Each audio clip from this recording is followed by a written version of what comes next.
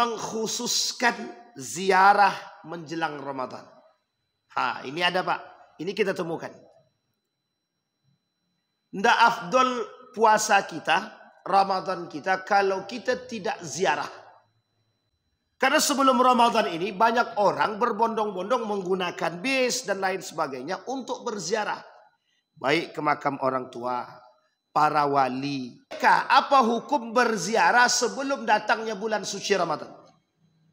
Para ulama mengatakan tidak ada masalah. Ini sebuah kebiasaan yang baik dalam mengingat kematian.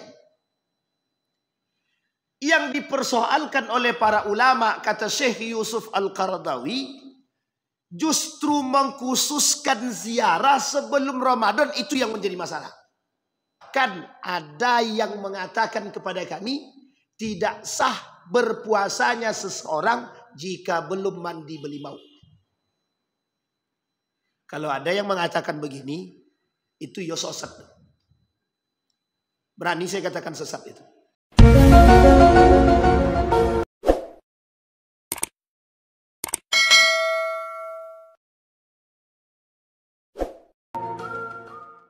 A'udzu billahi minasyaitonir rajim. Bismillahirrahmanirrahim. Assalamualaikum warahmatullahi wabarakatuh. Waalaikumsalam warahmatullahi wabarakatuh. Alhamdulillahirabbil alamin. Alhamdulillahilladzi arsala rasulahu bil huda wa dinil haqq liyudhhirahu 'alad dini kullih wa kafa billahi shahida. Ashhadu an la ilaha illallah wahdahu la syarika lah wa ashhadu anna Muhammadan abduhu wa rasuluh la nabiyya ba'd.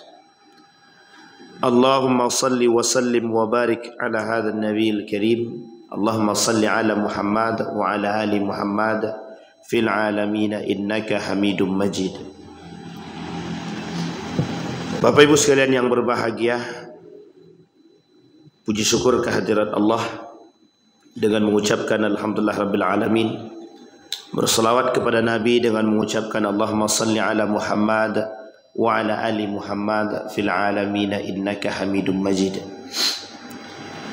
Ya ayuhan nasu taqu rabbakum alladhi khalaqakum min nafsin wahidah wa khalaqa minha zawjaha wa batha minhuma rijalan katsiran wa nisaa wattaqullaha alladzi tasaaluna bihi wal arham innallaha kana 'alaikum raqiba. Wa qala Allah ta'ala, ya ayyuhalladzina amanu taqullaha wa qulu qawlan sadida yuslih lakum a'malakum wa yaghfir lakum dhunubakum wa may yuti'illaha wa rasulahu faqad faza fawzan 'azima. Nah, Bapak Ibu sekalian yang berbahagia, mudah-mudahan di subuh hari ini Allah limpahkan rahmat dan karunia-Nya kepada kita semua. Allah memberkahi hidup kita, Allah jadikan rumah tangga yang sakinah, mawaddah warahmah, anak-anak yang soleh dan salihah. Semua kita yang hadir insyaallah istiqamah dan husnul khatimah. Amin ya rabbal alamin. Baik Bapak Ibu sekalian yang berbahagia, di subuh hari ini ada hal yang ingin kita coba bahas sebelum datangnya bulan suci Ramadan. Ada hal yang selalu menjadi fokus umat muslim sebelum datangnya bulan suci Ramadan. Ada sebagian di antara para masyarakat hari ini dari dahulu melakukan ritual-ritual khusus sebelum datangnya bulan suci Ramadan, dan ritual-ritual khusus ini hanya dilakukan sebelum datangnya bulan suci Ramadan. Dan oleh sebagian para ulama, ini menjadi satu hal yang harus diperhatikan secara serius. Ada beberapa yang kita anggap sebagai satu kesalahan. Bulan suci Ramadan itu adalah bulan yang mulia, bulan yang penuh dengan kesucian, yang amal ibadah ketika itu dilipat gandakan. Jadi amal ibadah yang kita lakukan di bulan suci Ramadan itu semua dilipat gandakan kecuali yang bersifat syubhat, kecuali yang bersifat sesuatu yang tidak sesuai dengan syariat Islam. Atau sesuatu yang memang tidak ada di dalam ajaran Islam. Atau kita yang salah fokus dalam memahami maksud daripada euforia Ramadan. Nah, ini penting untuk kita pahami. Karena banyak sekali kesalahan ini. Kami pernah mencoba menulis beberapa poin-poin penting yang saya tanyakan tuh sama pada para guru. Betulkah, bolehkah kita di bulan suci Ramadan ini melakukan perbuatan-perbuatan seperti ini dan fokus pada itu? Dan kata beliau itu menjadi satu hal yang salah. Sebenarnya bukan salah, tapi tidak tepat. Dari tidak tepat tadi justru bisa menimbulkan kesalahan. Nah, ini yang kita coba angkat di subuh hari ini. Betulkah hal demikian? Nah, Bapak Ibu sekalian yang berbahagia, adapun kesalahan-kesalahan yang dianggap benar atau dikhususkan sebelum menyambut atau sebelum datangnya bulan suci Ramadan, kita coba rangkum dari beberapa hal, dari beberapa literatur. Yang pertama, yang dianggap salah, tapi dilakukan terus-menerus dan sebagian melakukan dianggap benar. Yang pertama adalah mengkhususkan ziarah menjelang Ramadan. Ini ada Pak, ini kita temukan. Ndak afdol puasa kita, Ramadan kita, kalau kita tidak ziarah. Sekarang saya mau tanya dulu sama Bapak Ibu. Berbuat baik kepada orang tua itu setiap hari atau sekali setahun? Setiap hari. Apa tujuan kita berziarah? Apa tujuannya? Mengingat kematian, bukan mengingat Ramadan. Jadi orang sekarang ini pahamnya dalam tradisi kita hari ini, kalau sudah mulai banyak yang berziarah, berarti tandanya Ramadan sudah mau dekat. Itu enak untuk melihatnya. Karena sebelum Ramadan ini banyak orang berbondong-bondong menggunakan bis dan lain sebagainya untuk berziarah.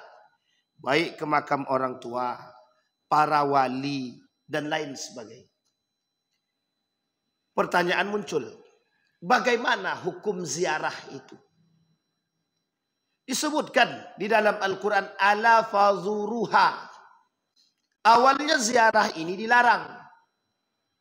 Tapi kemudian turun perintah dibenarkan atau diperintahkan untuk berziarah. Itu satu. Dan bagaimana seharusnya hukum ziarah bagi wanita? Berbeda pendapat. Mazhab yang paling ekstrim haram bagi wanita berziarah. Tapi ada mazhab yang lain di antara sekian banyak mazhab yang membolehkan bagi perempuan berziarah asalkan tidak berlebihan atau gulu dalam berziarah. Itu yang kedua. Yang ketiga, kita khususkan. Bolehkah apa hukum berziarah sebelum datangnya bulan suci Ramadan? Kalau ini dipandang dalam tradisi atau menjadi sebuah kebiasaan, maka para ulama mengatakan tidak ada masalah. Ini sebuah kebiasaan yang baik dalam mengingat kematian. Yang dipersoalkan oleh para ulama, kata Syekh Yusuf Al-Qaradawi, justru mengkhususkan ziarah sebelum Ramadan itu yang menjadi masalah. Sampai di sini paham Bapak Ibu? Kita ambil contoh. Apa hukum baca Yasin setiap malam Jumat? Kamis malam Jumat. Apa hukum baca Yasin? Ini kalau kita kaji dalam kajian teman-teman Salafi dan Wahabi, hadis tidak ada tuh baca Yasin setiap malam Jumat. Lagi Muhammadiyah bid'ah. Sekarang saya tanya, apa hukum baca Yasin di malam hari? Pertama di malam hari dulu. Sunnah membaca Yasin di malam hari. Termasuk di malam Jumat. Berarti sunnah apa tidak sunnah? Sunnah kata Nabi. Nabi justru para sahabat itu membaca Yasin atau membaca Al-Quran itu setiap malam. Yasin qit'atan minal Quran, bagian daripada Al-Quran. Ini yang harus dipahami. Yang menjadi persoalan yang diharamkan oleh para ulama dalam ulama muasirah dan kontemporer itu, yang diharamkan takhsisul yaum, mengkhususkan membaca Yasin di malam Jumat. Sehingga ketika ada orang yang tidak baca Yasin di malam Jumat, itu menjadi persoalan. Itu yang pertama.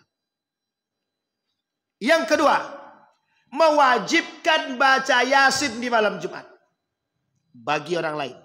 Kalau bagi diri kita pribadi, itu tak jadi soal. Pokoknya aku wajib setiap hari 100 kali istighfar. Wajib pada diri pribadi. Bolehkah? Bolehkah? Tak salahkah tirakat dan riadah, kata para ulama tasawuf? Yang menjadi masalah, Anda mewajibkan kepada orang lain. Haram hukumnya, Pak. Kecuali dia minta kepada kita, Ustaz, apa bagus kira-kira saya lakukan untuk pegangan saya? Kita sampaikan, bagus Bapak pegang Al-Fatihah. Usahakan setiap hari Bapak Al-Fatihah itu 1000 kali misalkan. Bolehkah begitu? Boleh. Amal soleh. Siapa bilang tak boleh? Itu amal soleh.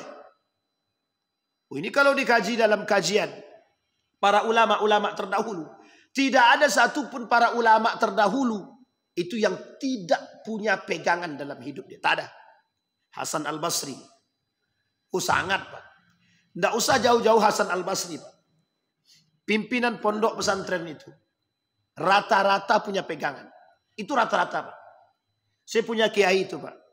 Ketika kami tanya tuh, Pak Kiai, apa tirakat Pak Kiai?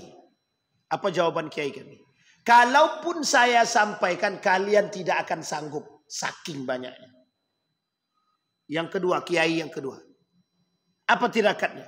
Setiap ada apapun, masalah apapun, baik ada masalah ataupun tidak, Al-Fatihahi.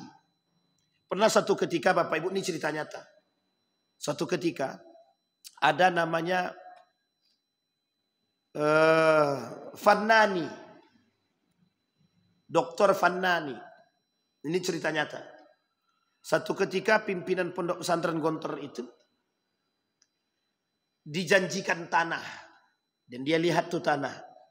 Cuman tanah ini harus dibeli.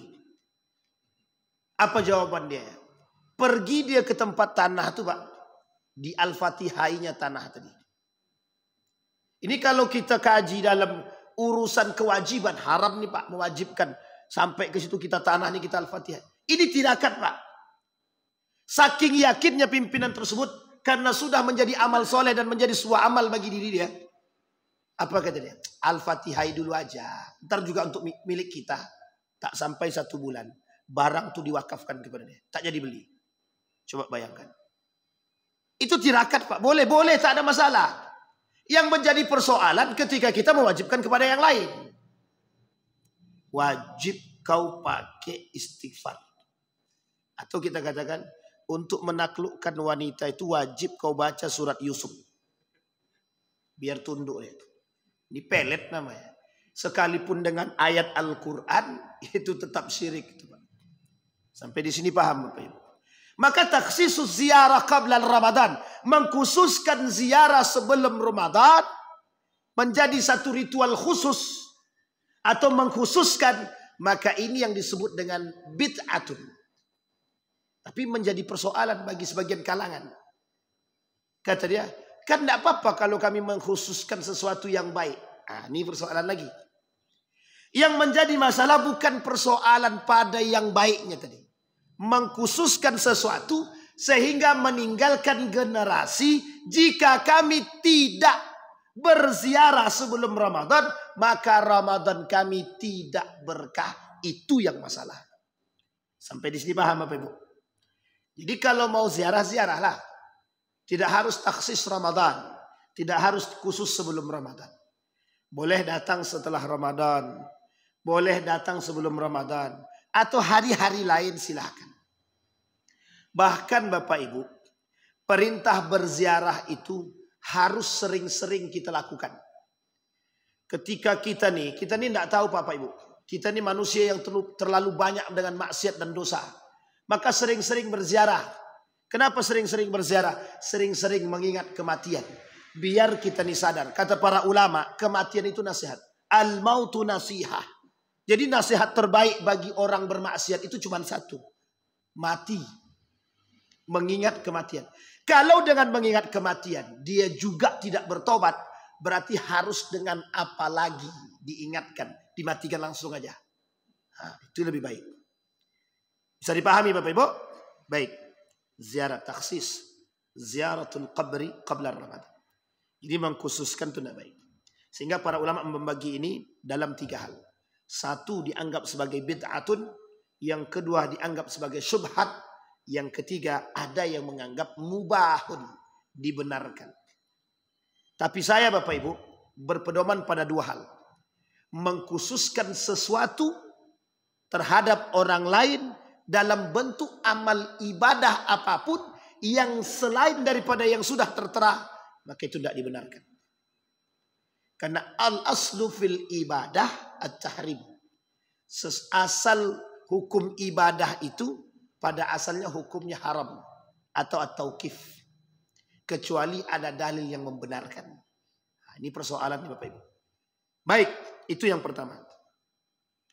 Yang kedua,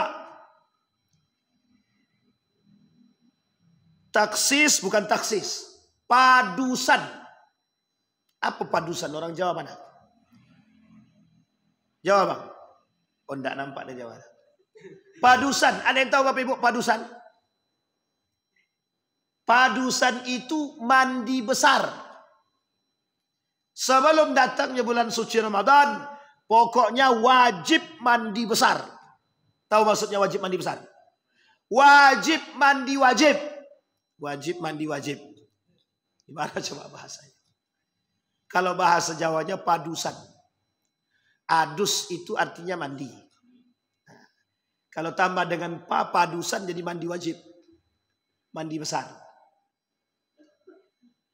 Orang sebelum melakukan ibadah umroh, ada namanya mandi ihram. Hukum mandi ihram itu bukan wajib, sunnah. Tapi kalau ada yang mewajibkan, pokoknya wajib mandi ihram sebelum pakai pakaian ihram. Itu hukumnya dah haram. Dah salah. Ini sama Pak. Orang yang menganggap kami ini kan kotor. Maka kami perlu mandi besar. Mandi besar ini harus dipahami dulu mandi besar seperti apa. 1 harian dia mandi. Atau pakai tempat yang besar dia mandi. Atau mandi di kali ataupun mandi di sungai. Yang dimaksud dengan mandi besar di sini mandi wajib untuk membersihkan diri. Bukan mandi beli mau. Bahkan ada yang mengatakan kepada kami tidak sah berpuasanya seseorang jika belum mandi beli mau. Kalau ada yang mengatakan begini, itu ya sesat. Berani saya katakan sesat itu. Masa tidak sah pula Ramadan seseorang sebelum dia mandi? Orang tak mandi pun masa tak masalah. Hukum mandi ini apa Pak? Hukum mandi ini mubah. Bisa jadi sunnah Pak Ustadz? Bisa. Hukum mandi jadi sunnah jika diniatkan karena Allah. Mandi sebelum Jumat sunnah. Mandi sebelum ibadah sunnah. Kalau diniatkan karena Allah jadi sunnah. Tapi kalau kami tidak niat, Ustaz mandi begitu saja mubah. Silahkan. Tapi kalau kami mandi di dalam itu tak keluar-keluar Ustaz, dicurigai. Mandi apa mandi? Sampai di sini paham Bapak Ibu. Maka kata para ini Bapak Ibu nanti saya kesimpulkan di akhir. Karena Ini persoalan pada yang di akhir nanti. Sehingga kata para masyarakat, kalau dia tidak mandi bersih, tidak afdol puasa dan Ramadannya. Ini juga kami temukan, Pak. Satu ketika kawan saya bertanya sama saya, Wan, keras betul lah keluarga saya nih. Kenapa begitu? Masa kami diwajibkan kepada anak-anak semuanya wajib kalian mandi wajib? Kalau kalian tak mandi wajib, kalian masih kotor. Tidak ada bersih-bersihnya. Persoalan bersih di bulan menjelang Ramadan itu bukan bersih fisik saja. Bersih hati juga. Kalau cuman bersih fisik saja, hati tak bersih juga tidak ada gunanya. Sekarang saya tanya, mending mana? Bersih hati sebelum Ramadan atau bersih fisik? Ya dua-duanya lah. Masa tak mandi-mandi, Pak? Maka Bapak Ibu, dalam aspek sejarah kerajaan Melayu, kenapa timbul mandi belimau itu sebenarnya tujuannya memberikan semangat untuk berpuasa dan kebahagiaan dalam menyambut bulan suci Ramadan. Sehingga kita ini perlu wangi. Nah, isyaratnya perlu wewangian. Berwangi-wangian sebelum atau berbersih-bersihan sebelum datangnya bulan suci Ramadan. Karena bulan ini suci. Jadi untuk mengharapkan kedatangan atau untuk menyambut bulan suci yang sangat suci ini, kita perlu suci. Ini kalau dalam tradisi Jawa begini. Loh, bagaimana kita bisa bertemu dengan orang yang suci sementara kita tidak suci? Sampai di sini paham? Bagaimana Allah mau terima kita? Allah ini suci, bersih. Sementara kita tidak bersih. Kira-kira bisa tidak dicampur antara yang bersih dan tidak bersih? Nah, ini ilustrasinya, Pak. Maka toharoh itu diartikan mensucikan diri dan badan sebelum bertemu dengan sesuatu yang suci. Nah, itu ilustrasinya, Pak. Makanya dilakukanlah mandi besar, mandi wajib. Kalau ini menjadi sebuah kewajiban dan tradisi yang dikhususkan, itu yang menjadi masalah. Sehingga Bapak Ibu, yang ditakutkan oleh para ulama, tradisi ini akan turun kepada generasi. Kita ambil contoh. Baca surat Al-Jum'ah. Surat Sajadah di hari. Kalau tidak ada penjelasan kepada para generasi dan masyarakat, niscaya surat Sajadah akan menjadi sesuatu yang wajib dilakukan oleh para generasi yang akan datang. Ini kekhawatiran Dr. Mawardi Muhammad Saleh. Dalam satu ceramahnya dia sampaikan di hari Jumat itu, beliau sampaikan ada kekhawatiran. Apa kekhawatirannya? Khawatir orang mewajibkan baca surat Sajadah setiap hari Jumat. Pertanyaan itu kembali dikembalikan. Apa hukum membaca surat Sajadah di salat subuh di hari Jumat? Ulama bersepakat merujuk kepada hadis baginda Nabi Muhammad SAW, itu hukumnya sunnah, bukan wajib. Yang ditakutkan itu menjadi sebuah kewajiban. Sama dengan tradisi yang kedua tadi, mandi wajib. Tidak usah itu Bapak Ibu. Tangan saya ini patah dulu Bapak Ibu, ditabrak orang. Balik ke kampung, apa kata nenek saya? Kau ini harus mandi limau, kawan. Mandi jeruk. Kalau tak mandi jeruk, tak akan pergi setan dalam diri kau ini. Dalam hati saya. Nah, ini Bapak Ibu. Sehingga Bapak Ibu, mindsetnya para nenek moyang kita dahulu itu sebenarnya tidak salah. Hanya saja dalam menjelaskan sesuatu kepada generasi setelahnya itu belum tepat dan masih kurang. Sehingga pemahaman itu menjadi satu hal yang mohon maaf cukup paten, cukup terikat kepada generasi. Sehingga ketika mereka tidak melakukan hal tersebut, dianggap perbuatan itu salah. Apalagi sampai harus mengatakan tidak diterima puasa kau ni. Kalau kau kayak gini tak akan diterima sama Tuhan. Kenapa? Ndak afdol, kau ndak mandi wajib, kau ndak mandi belimau. Itu persoalan kita. Bisa dipahami Bapak Ibu? Yang ketiga, mendahului Ramadan dengan berpuasa 1 atau 2 hari sebelumnya. Ini saya mungkin tak kita temukan di Sumatera. Mungkin ada tapi tak banyak. Tapi di Jawa ada. Oh ada. Tidak di sini ada. Di Sumatera ada. Di Kampar Sumatera Barat juga. Ada tarekat-tarekat yang berpuasa seminggu sebelum bulan suci Ramadan. Karena menurut pandangan dia sudah masuk Ramadan. Ini perlu diperhitungkan. Sebelum kita masuk ke sana, saya sampaikan kepada Bapak Ibu secara umum. Untuk melihat bulan hilal Ramadan itu ada 2 cara. 1, ru'yatul hilal.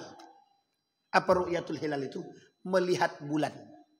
Bisa dengan mata telanjang, agak kesulitan. Orang zaman dulu menengok zuhur itu dengan melihat matahari di atas. Lurus matahari, berarti tandanya dah masuk. Mencong agak seperti ini matahari, berarti asar. Kalau dah terbenam, selesai. Sampai di sini paham maksudnya. Ini cara orang dulu. Karena waktu itu tidak ada kacamata pembesar. Apa namanya Bang? Teleskop. Tidak ada. Lagian pun mau cari duit tak ada. Itu masalahnya sekarang. Maka orang-orang yang di pesisir pantai itu akan mudah melihat hilal Pak. Dengan mata telanjang. Itu yang dilakukan oleh para sahabat terdahulu. Yang dilakukan oleh para tabi'in terdahulu. Sekarang ada alat yang canggih namanya teleskop. Dengan kaca pembesar ditarik ke atas bisa nampak. Oh, bulan itu sudah lewat sikit. Para ulama belum bisa memastikan. Dilihatlah lewatnya ini sudah berapa. Dalam standar OKI, organisasi agama Islam itu, negara-negara Islam itu, berkumpul Bapak Ibu, para ahli fatwanya, mengambil standar. Standar yang diambil untuk melihat hilal tadi 0,3. Paham maksudnya? 0,3 atau 3 kalau saya tak salah. Ini agak ragu sedikit. Agak lupa juga saya. Sekitar itu Pak. Tidak 1, tidak 2. Kenapa? Karena kalau 1 dia masih sangat mepet sekali. Belum terlalu kelihatan secara jelas. Tapi Bapak Ibu sekalian yang berbahagia. Standar yang digunakan oleh perkumpulan OKI. Negara-negara Islam bukan tanpa sebab. Hasil ijtihad. Karena menggunakan alat tadi. Maka dibuatlah standar 3 bukan 0. 3. Kenapa kok 3? Itu sudah sangat cari aman. Kalau terlalu cepat, takutnya lewat. Belum masuk, sudah puasa. Salah, ini yang tadi. Yang kedua, takutnya terlalu jauh. 5 misalkan. Itu sudah jauh. Kalau sudah 5, itu jaraknya sudah jauh. Maka diambillah 3%. Sehingga Bapak Ibu, menjadi persoalan oleh para ulama, perdebatannya itu di sini. Kenapa kok ada yang duluan puasa? Kenapa kok ada yang terakhir puasa? Tapi dulu dan terakhir ini itu jaraknya hanya 1 hari. Nah ini ada orang yang berpuasa 2 hari, bukan 2 hari. 1 minggu sebelum datangnya bulan Ramadan. Itu dia menggunakan telepon. Serius Bapak Ibu. Kenapa saya katakan? Ada hitung-hitungan yang mereka gunakan selain daripada 2 tadi. Dia metode yang pertama itu ru'yatul hilal. Kata Nabi dalam hadisnya itu, melihatnya itu dengan melihat hilal bulan. Kalau tak bisa, dengan metode hisab. Ini urutan. Maka Bapak Ibu, kalau tidak nampak, maka lengkapilah dengan 30 melengkapi jadi 30. Sekarang Bapak Ibu, ada dua organisasi besar. Yang pertama Nahdlatul Ulama, yang kedua Muhammadiyah. Metode yang digunakan oleh Nahdlatul Ulama sejalan dengan kelompok yang lain menggunakan metode ru'yah, ru'yatul hilal. Naik ke atas naik ke atas bangunan yang tinggi, siapkan alat teleskop yang bisa menghitung sekaligus, ahli matematikanya untuk melihat bulan tadi. Yang kedua, Muhammadiyah menggunakan metode hisab. Sampai di sini paham?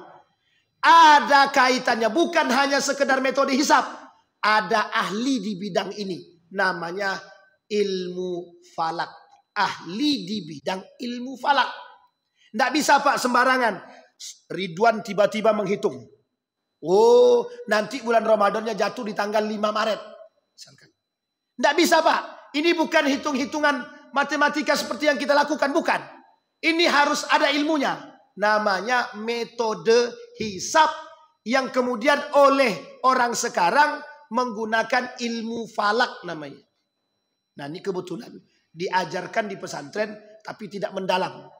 Sehingga hanya orang-orang khusus saja yang mau belajar. Nah ini tapi penting Bapak Ibu. Ini penting nih Pak Ketua.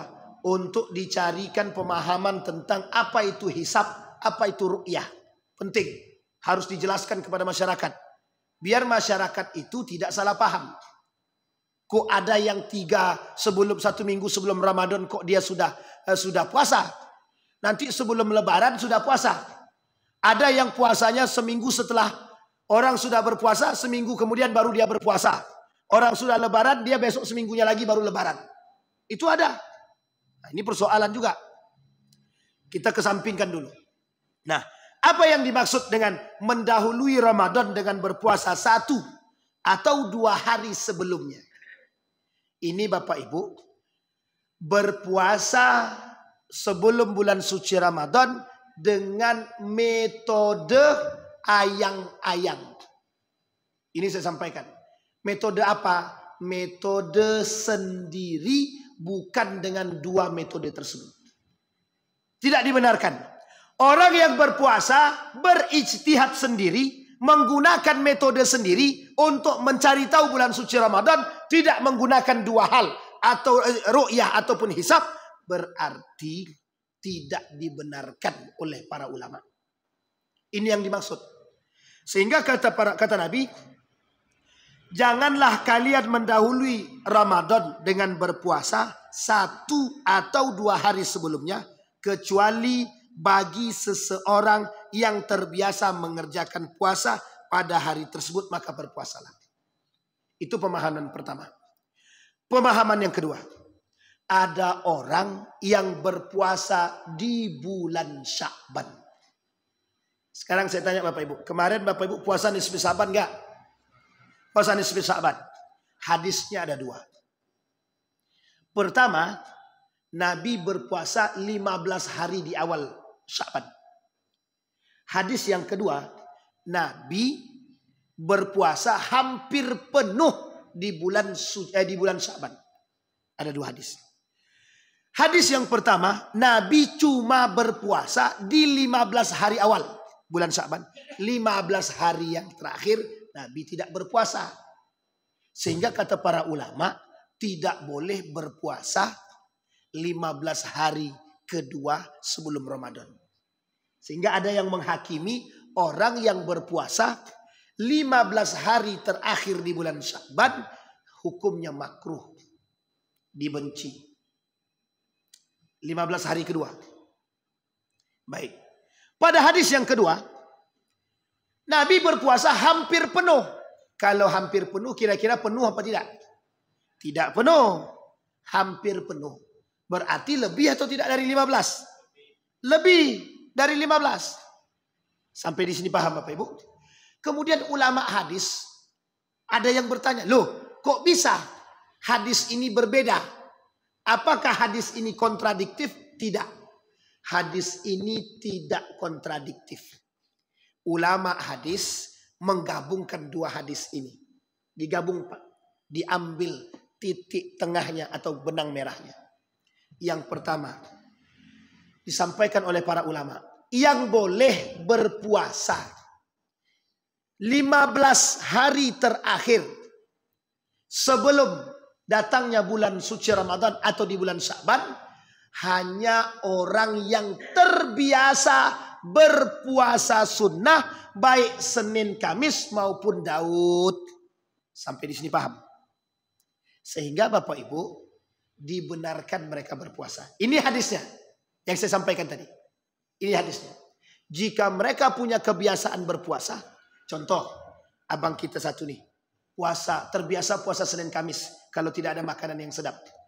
Misal, terbiasa dia puasa Senin Kamis atau puasa Daud, maka tidak ada masalah Bapak Ibu. Yang dipersoalkan dalam sini ada tradisi. Tengok orang lain berpuasa, ramai yang berpuasa, dia tak pernah puasa, 1 tahun itu tak pernah puasa kecuali Ramadan.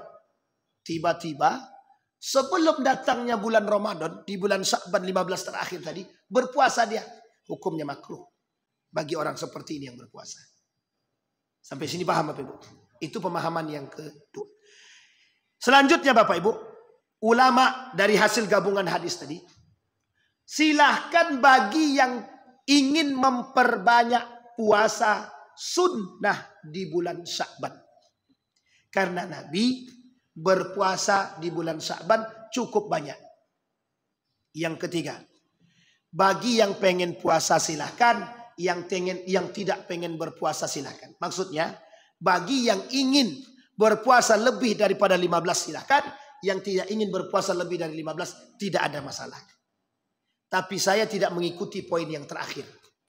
Saya memahami pada poin yang pertama. Apa itu? Orang yang tidak terbiasa berpuasa di hari-hari tertentu sebelum bulan Sya'ban, maka makruh bagi dia berpuasa di 15 hari terakhir bulan Sya'ban. Sampai di sini paham Bapak Ibu? Baik, itu yang dimaksud oleh Nabi. Karena ketika orang yang berpuasa itu tiba-tiba dia berpuasa, dia tak pernah puasa nih Bapak Ibu. Tiba-tiba di bulan Sya'ban akhir berpuasa dia. Maka dikhawatirkan ketika masuk bulan suci Ramadan, dia justru ada yang bolong puasanya. Kenapa? Tadi sudah mendahului puasa di bulan Sya'ban. Dan ini Bapak Ibu terjadi pada masa tabi'in. Terjadi Bapak Ibu. Pernah satu ketika seorang pemuda melaksanakan puasa sunnah di bulan Sya'ban. Yang hari-hari sebelumnya dia tidak berpuasa. Sehingga kata para ulama pada saat itu, kata seorang ulama tabi'in bilang begini. Lah kok Ramadannya bolong? Kemarin aku sebelum Ramadan sudah puasa. Itu yang menjadi persoalannya Bapak Ibu. Sehingga dikhawatirkan orang seperti ini belum terbiasa dengan berpuasa. Kalau orang sudah terbiasa puasa Senin Kamis, mohon maaf ya, itu puasa Ramadan itu yang 30 hari, itu hal biasa Pak. Kenapa hal biasa? Karena sudah menjadi sebuah kebiasaan puasa itu. Sampai di sini paham Bapak? Ini yang ketiga. Maka kata Nabi dalam hadisnya, "Man shama al-yawma alladhi yushakku fihi faqad 'asa Abul Qasim sallallahu alaihi wasallam." Kata Nabi dalam hadisnya, barang siapa berpuasa pada hari yang diragukan, maka dia telah mendurhakai Abul Qasim. Siapa Abul Qasim itu? Rasulullah sallallahu alaihi wasallam. Hadis ini diriwayatkan oleh Abu Daud dan Tirmizi. Apa maksudnya? Nabi termasuk orang yang tidak berpuasa di 15 hari terakhir.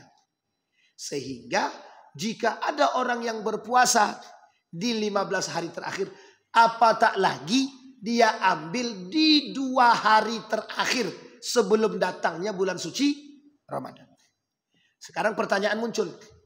Bagaimana kalau kami bayar hutang Pak Ustaz?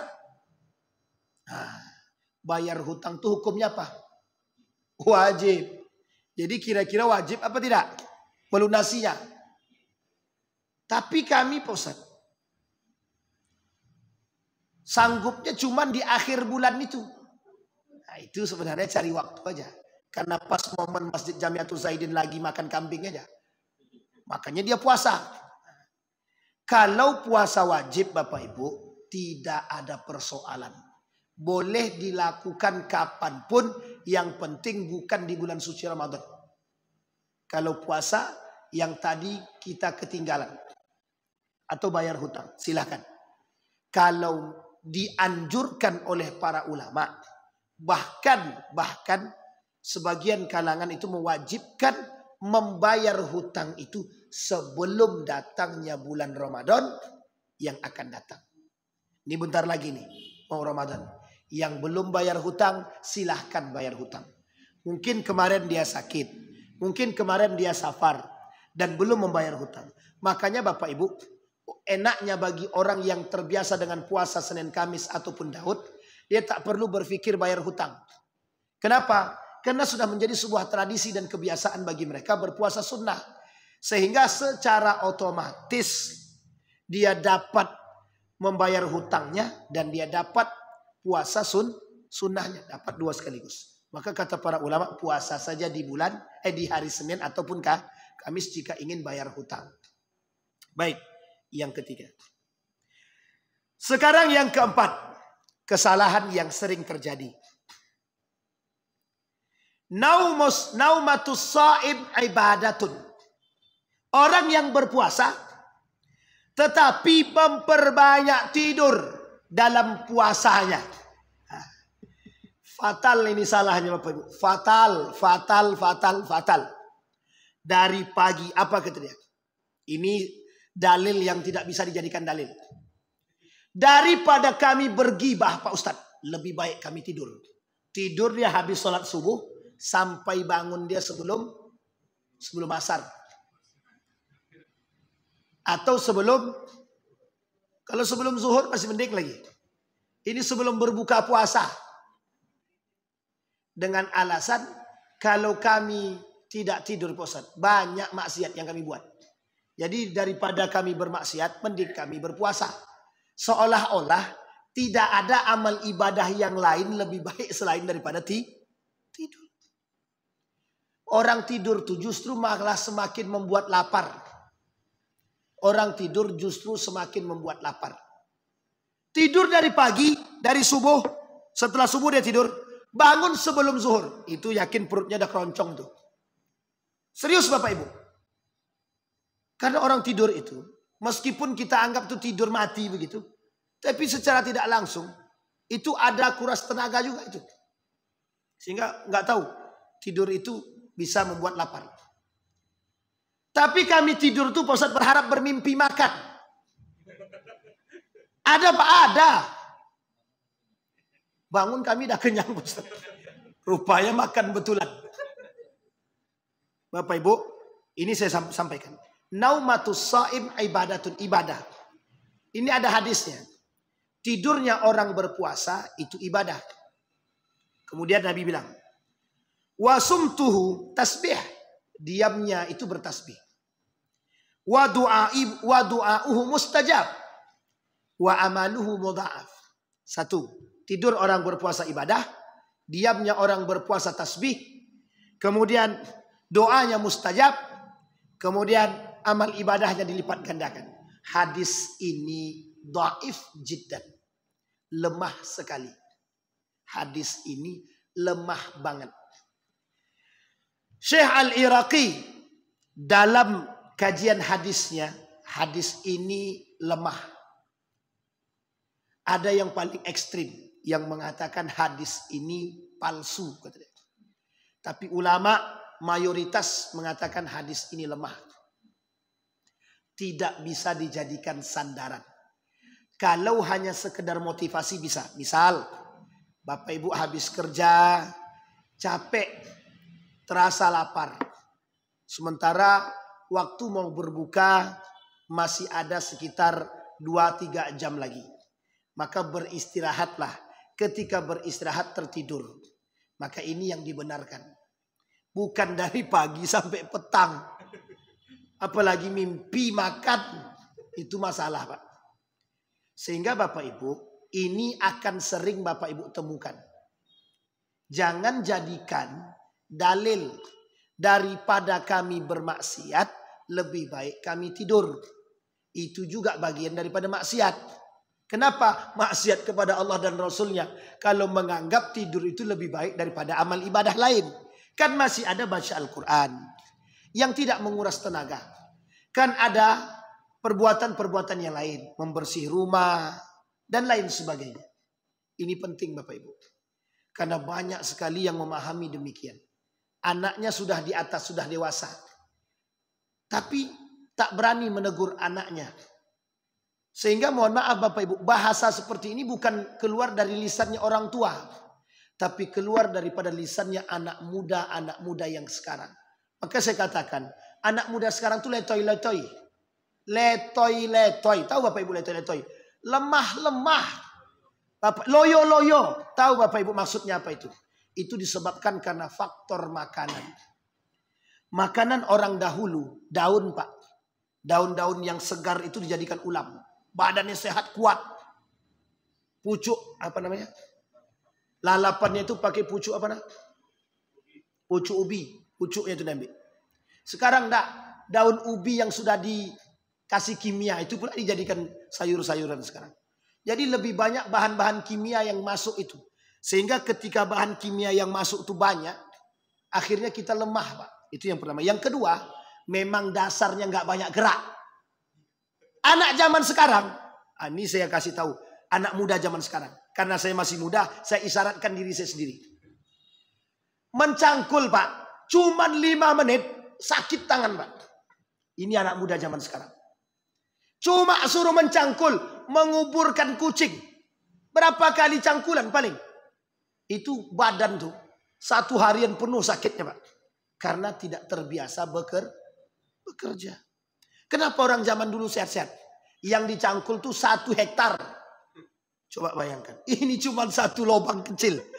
Sudah demam. Besoknya tak lagi bekerja. Alasannya sakit lah. Nah inilah. Penyebabnya Pak. Penyebabnya makanan. Yang kedua, malas bergerak. Maka Bapak Ibu, salah satu penyakit ke depan yang akan nampak dalam generasi kita, malas bergerak. Kenapa? Sudah terlena dengan judi online dan game online. Boleh Bapak Ibu pastikan. Coba suruh anak-anak yang suka main game online dan judi online. Coba aja. Kalau ada anak kita yang main game online. Jangankan suruh mencangkul. Nak, tolong ambilkan emak air putih loh. Sedang serius nih Mak, sedang serius. Itu aja tak mau. Apalagi suruh mencangkul. Hari gini Mak, anak muda kok disuruh mencangkul. Memang disuruh apa lagi kalau tak mencangkul? Bekerja tak mau, cari duit tak mau, makan yang ada. Makan mau, tidur, sekolah. Ini cerita nyata Bapak Ibu, cerita nyata. Baru kemarin sore diceritakan. Jadi Bapak Ibu kemarin sore itu, saya dipanggil lah salah seorang dosen. Kata dosen begitu, ada mahasiswa di kampus ini, itu yang nunggak bayaran sekolah. Berharap dapat dari orang tua. Orang tuanya miskin. Tak sanggup bayar Pak. Uang sekolah itu tak sanggup bayar. Dikasih solusi sama dosennya. Gini aja lah. Ini ada produk. Anda jual produk ini. Ambillah keuntungannya untuk Anda bayar sekolah. Apa jawabannya? Masa kami jualan Pak? Nah, coba. Anak mahasiswa sekarang. Dikasih solusi cari duit tak mau. Maunya menikmati saja. Makanya orang tua sekarang stres menghadapi anaknya. Yang kita takutkan ke depan Pak. Mati orang tuanya, anaknya bisa apa nih? Itu mendahului Tuhan pula kita ya. Na'udzubillah. Tapi melihat karakter anak sekarang begitu. Nah kembali kepada poin tadi. Jadi Bapak Ibu sekalian yang berbahagia. Tidak bisa dijadikan alasan memperbanyak tidur itu. Atau tidur itu ibadah. Enggak. Kalau kita tidur terlewat batas sholat tadi. Batas sholat lewat. Justru bukan datang pahala. Tapi justru mendatangkan dosa. Ini Bapak Ibu. Dalam kitab Takriratus Sadidah. Beberapa kali pertemuan saya sampaikan. Orang yang tidak sholat Bapak Ibu. Orang yang tidak sholat. Itu pahala puasanya sama sekali tidak ada. Jadi Bapak Ibu puasa nih. Tapi puasanya, sholatnya tinggal. Sama sekali tidak bernilai puasanya. Sama sekali. Jadi dapatnya apa? Letaknya doang. Capeknya saja. Rubba sa'imin laisa lahu min siyamihi illal ju' wal atas. Ada 5 poin. Salah satu diantaranya yang tidak berpuasa. Yang tidak sholat. Jadi kalau seandainya tidur dari pagi sampai sore, kira-kira sholat zuhur enggak tuh? Sampai kemudian dia keluarkan dalil yang kedua. Kan kami tertidur Pak Ustaz. Orang yang tertidur itu kalau lewat batas kan tidak menjadi persoalan. Dalil yang kedua dipakai ya. Kata Nabi rufi al-qalam an salatin. Orang yang tertidur salah satunya. Dimaklumkan kalau dia tertidur melewati batas. Itu tidak Pak. Tidak berlaku untuk orang yang di bulan puasa yang tidur dari habis subuh sampai asar. Itu bukan. Itu tidak berpuasa sama sekali. Sampai di sini paham Bapak Ibu. Tapi kami ingin melatih anak Pak Ustadz berpuasa. Makanya kami suruh dia tidur dari pagi sampai sore. Mbok yang mengajari anak itu yang baik-baik. Baik-baik. Ajarkanlah yang baik. Ada satu kebiasaan yang dilakukan oleh Nabi dalam mengajarkan anak berpuasa. Itu kita contoh. Baik Bapak Ibu. Itu yang keberapa tadi? Yang keempat. Yang kelima. Dia ada 20. Banyak apa tidak? Kalau kita sampaikan semua 20 habis. Puasa tapi tidak sholat 5 waktu. Ada apa tidak? Sekarang saya sampaikan. Ini nyata. Tapi jangan ada yang tersinggung ya Bapak Ibu ya. Jangan tersinggung. Karena ini nanti ada kaitannya dalam urusan fikihnya. Ada orang kerja bangunan. Puasa nggak kira-kira mereka? Nggak puasa sebagian. Nggak puasa Pak. Kami tidak sanggup puasa Pak Ustaz. Kalau kami puasa, kami tidak sanggup kerja. Kalau kami tidak kerja, anak kami tak makan. Kalau anak kami tak makan, matilah anak keluarga kami. Sampai di sini paham? Ujung-ujungnya, dalilnya adalah, kalau mereka tidak makan, mereka akan mati. Akhirnya dalilnya adalah kematian menjadi persoalan untuk tidak berpuasa. Sampai di sini paham? Akhirnya Bapak Ibu, ada hukum yang terbaru keluar. Apa kata para ulama? Apa hukumnya bagi orang yang mencari nafkah khusus bagi kuli bangunan? Khusus bagi kuli bangunan. Tidak berpuasa selama 1 bulan atau selama dia bekerja menjadi kuli bangunan. Dipertanyakan Pak, ini seorang kuli bertanya kepada seorang ulama. Dijawablah oleh ulama tadi. Kalau memang ada kaitannya dengan kehidupan dan kematian, maka dibenarkan. Dibenarkan di sini, nanti setelah puasa ganti. Sampai sini paham apa Ibu? Ini sudah difatwakan. Pernah saya baca fatwa ini, pernah Pak. Sudah difatwakan. Persoalannya adalah, kemana kita sebelum bulan puasa? Kalau memang ternyata kondisi yang menyebabkan demikian, mungkin tidak ada persoalan dengan fatwa tadi Pak. Tapi ada orang yang sengaja mencari alasan untuk tidak berpuasa. Mohon maaf Bapak Ibu, mohon maaf. Masih sanggup. Sehingga bisa kita atasi, bisa. Kerja di malam hari. Kerja di malam hari. Sehingga di siang hari kita berpuasa. Yang uniknya lagi, kalau kita kerjanya berat-berat begitu, mohon maaf, bukan puasa saja yang kita tinggalkan Pak. Sholat pun tinggal. Sehingga yang tadi saya sampaikan, orang yang tidak sholat, berpuasa, dia tidak ada gunanya Pak. Cuman capeknya doang. Lebih baik dia tidak berpuasa. Ini bahasanya nih. Lebih baik tidak berpuasa. Karena tidak ada gunanya. Kenapa kok tidak ada gunanya? Karena orang yang sengaja meninggalkan sholat yang wajib 5 waktu tadi, dia sudah kufur. Kalau dia kufur kepada Allah, apa mungkin Allah terima amal ibadahnya? Habitat a'maluhum. Habis Pak Bu semua amal ibadahnya. Tidak Allah terima. Sampai di sini paham Bapak Ibu? Bisa dipahami? Baik. Itu yang berapa tadi? 5. Jadi jangan sampai anak-anak kita tidak sholat. Apalagi kita. Yang keenam. Fokus pada makanan. Aku berpuasa Pak Ustadz, berharap nanti itu aja. Dia puasa tuh enaknya pas buka itu apa?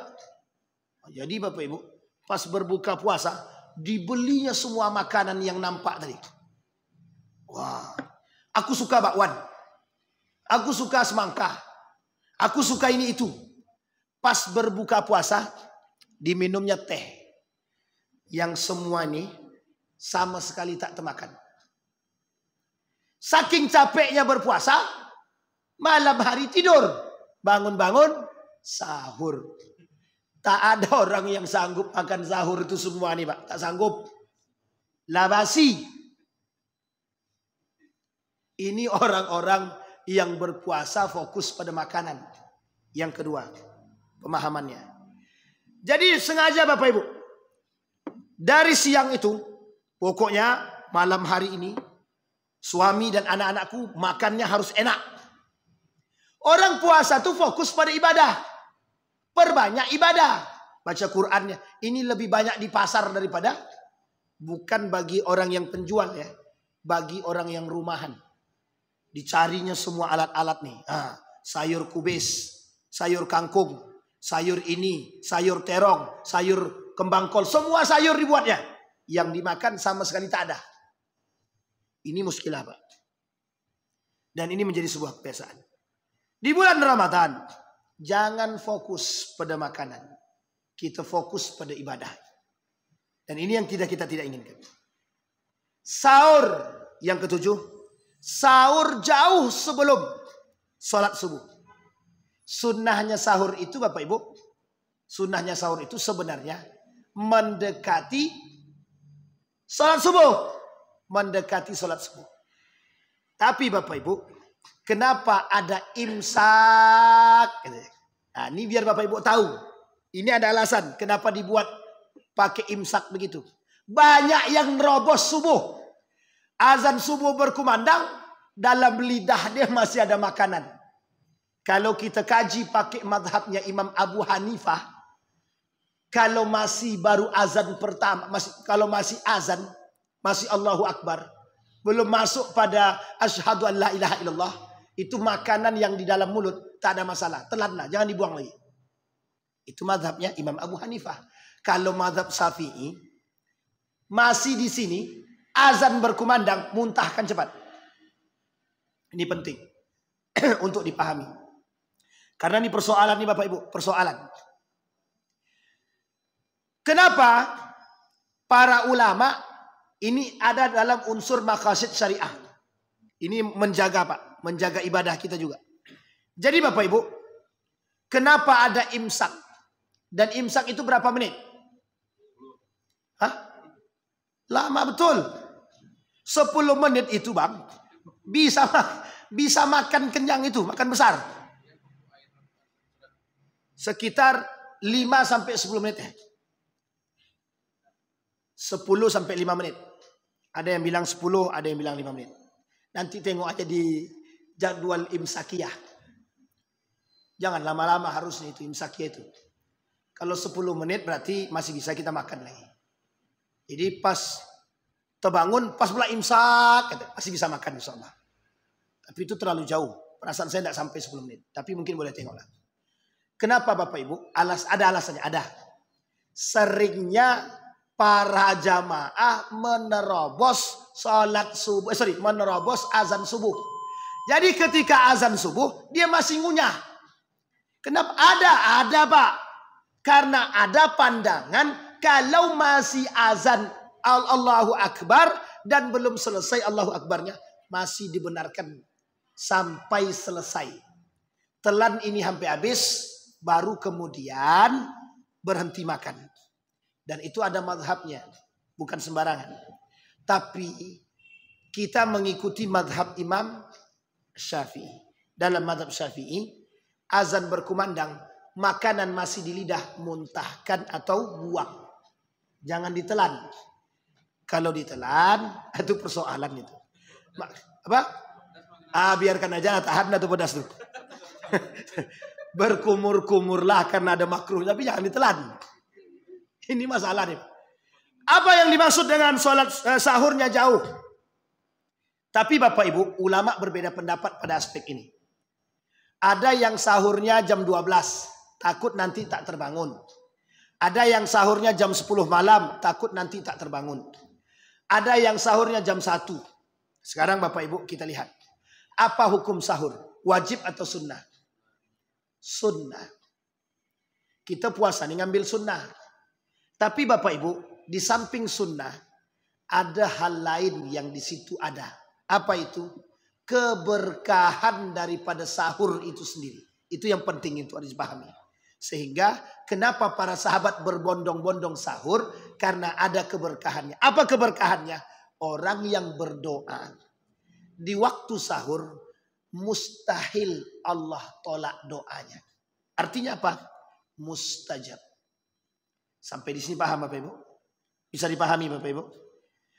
Terus bagaimana orang yang sahur jam 10? Kalau dia berdoa kemudian mustajabkah? Bapak Ibu sekalian yang berbahagia. Ini persoalan sunnah. Kalau persoalan sunnah, kalaupun dia tidak sahur, itu pun tidak dipersoalkan. Tak ada masalah. Kalau sahur dapat pahala, kalau tak sahur dia tidak dapat apa-apa dan tidak berdosa. Tapi kalau dia sahurnya dimajukan Pak Ustadz, ya silahkan, tak ada masalah. Dapatkah dia keberkahan? Keberkahan sahurnya tak dapat, tapi poin penting pahala sahur kalau niatnya sahur dapat. Tapi pertanyaan kembali lagi. Apakah sahur itu sebelum tidur atau setelah tidur? Saya berpahamkan bahwa yang namanya sahur itu dini hari. Otomatis setelah tidur. Nah kalau dia tak tidur-tidur bagaimana? Ya sahur juga nama yang penting dini hari Pak. Kalau jam 10 malam itu tak dini hari itu Pak.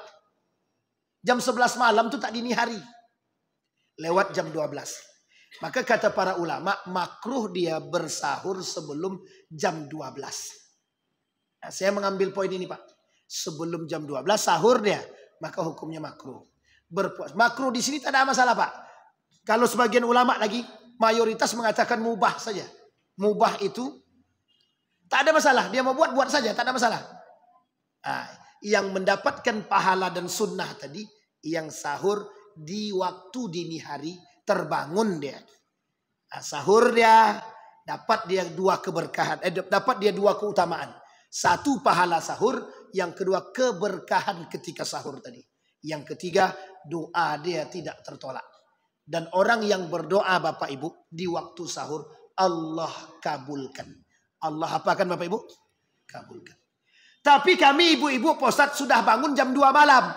Karena memasak dulu Pak Ustadz. Pahala buat Bapak Ibu, buat ibu-ibu. Jihad itu untuk anak keluarga, anak istri. Jihad untuk anak dan suami. Nah, yang dibangun tak bangun-bangun Pak Ustadz, siram pakai air. Saya kira itu Bapak Ibu sekalian yang berbahagia. Ada bagi ibu-ibu yang ingin mencicipi makanan silahkan. Telan boleh Pak Ustadz? Bukan begitu soalnya. Ini poin penting nih. Karena ibu-ibu belakang tidak ada. Sengaja Bang ini bertanya sebenarnya. Biar ibu-ibu itu dapat gitu. Mazhab Syafi'i ditaruh di ujung lidah. Di ujung lidah Pak. Di ujung lidah. Tapi di ujung lidah ini kan sudah ada sensitif perasa. Ada pertanyaan muncul setelah itu Pak. Ada. Bagaimana kalau yang di sini sudah mati perasanya? Apa boleh kami telan? Katanya. Coba bayangkan. Pokoknya dicari celah untuk bisa membenarkan sesuatu yang tak benar. Berbeda pendapat Bapak Ibu. Ulama mazhab Syafi'i khususnya cuma sampai di lidah nih Bapak. Sampai di lidah nih kemudian buang. Tapi ada sebagian ulama yang lain dalam mazhab yang lain itu agak sampai ke tengah sehingga masuk ke dalam mulut itu tidak menjadi persoalan. Sampai ada yang mengatakan saking ekstrimnya itu kalau cuma sampai secuil di ujung lidah dan sekalipun termasuk dalam perut itu tidak dipersoalkan. Tapi kita mengambil mazhab yang paling mayoritas, yang paling aman. Mazhabnya Syafi'i. Itu mazhab paling aman. Untuk persoalan puasa, mazhab Syafi'i, mazhab yang paling aman. Kenapa? Kehati-hatiannya tinggi. Kehati-hatiannya tinggi. Maka ibu-ibu silahkan taruh makanan itu, bukan makanan, atau apa yang dibuat itu taruh di ujung lidah. Di ujung lidah pas. Nah. Kemudian setelah itu buang. Jangan ditelan. Sodap. Ini menjadi masalah. Tapi kalau pakai madhab Imam Malik atau madhab Imam Abu Hanifah, tak ada masalah. Tidak harus diludahkan, tak masalah. Nah, itu persoalan. Baik. Ada pertanyaan ibu-ibu? Kalau kami cicipi makanan semua, bagaimana Ustaz? Batal puasa ya Bapak Ibu. Bapak-bapak ada pertanyaan? Cukup? Nah, ibu-ibu cukup, kata cukup Ustaz. Karena di depan kami sudah ada makanan, kata. Siap. Kita tutup Bapak Ibu, sebelum kita tutup mari sama-sama kita berdoa. A'udzubillahi minasyaitonirrajim. Bismillahirrahmanirrahim. Alhamdulillahirabbil alamin. Hamdan syakirin, hamdan na'imin, hamdan yuafi ni'amahu wa yukafi'u mazidah. Ya Rabbana lakal hamdu kama yanbaghi li jalali wajhikal karim wa 'azimi sultanik. Allahumma shalli ala Muhammad wa ala ali Muhammad fil alamin innaka Hamidum Majid. Ya Hayyun ya Qayyum ya Fattah ya Alim ya Aziz ya Ghaffar ya Rabbal alamin. Allahumma faqihna fid din wa 'allimna ta'wil.